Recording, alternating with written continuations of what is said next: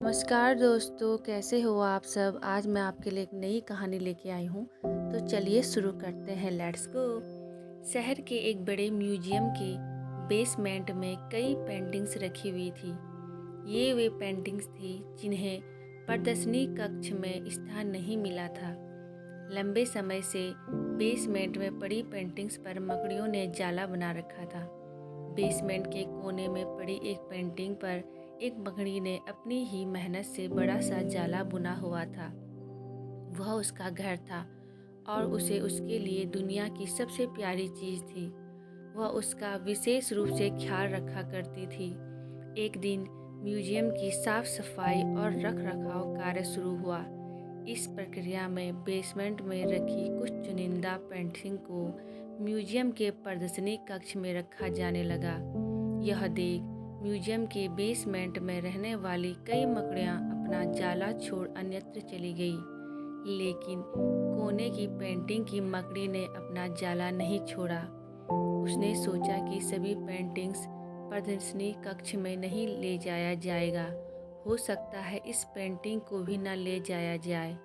कुछ समय बीतने के बाद बेसमेंट से और अधिक पेंटिंग्स उठाने जाने लगी, लेकिन तब भी मकड़ी ने सोचा कि ये मेरे रहने की सबसे अच्छी जगह है। इससे बेहतर जगह मुझे कहाँ मिल पाएगी। वह अपना घर छोड़ने को तैयार नहीं थी, इसलिए उसने अपना जाला नहीं छोड़ा। लेकिन एक सुबह म्यूजियम के कर्मचारी उस कोने में रखी पेंटिंग को उठाकर ले जाने लगे। अब मकड़ी के पास अपना जाला छोड़कर जाने के अतिरिक्त कोई विकल्प नहीं था। जाला न छोड़ने की स्थिति में वह मारी जाती। बुझे मन से उसने इतनी मेहनत से बनाया अपना जाला छोड़ दिया। म्यूजियम से बाहर निकलने के बाद वह कई दिनों तक इधर उधर भटकती रही। वह बड़ी दुखी रहा करती थी कि उसका खूबसूरत घर भगवान ने उसे छीन लिया है और उसे इस मुसीबत में ढकेल लिया है। वह म्यूजियम के अपने पुराने घर के बारे में सोचकर और दुखी हो जाती कि उससे अच्छा स्थान अब उसे कभी हासिल नहीं होगा। लेकिन उसे अपने रहने के लिए स्थान तो खोजना ही था, इसलिए वह लगातार प्रयास करती रही। आखिर में एक दिन वह एक सुंदर बगीचे में पहुंची। बगीचे में एक शांत कोना था जो मकड़ी को बहुत पसंद आया। उसने फिर से मेहनत प्रारंभ की और कुछ ही दिनों में पहले से ही सुंदर जाला तैयार कर लिया। यह उसका अब तक का सबसे खूबसूरत घर था।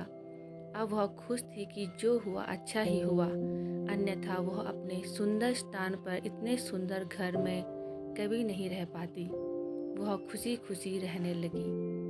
कभी कभी जीवन में ऐसा कठिन समय आता है दोस्तों, जब हमारा बना बनाया सब कुछ बिखर जाता है।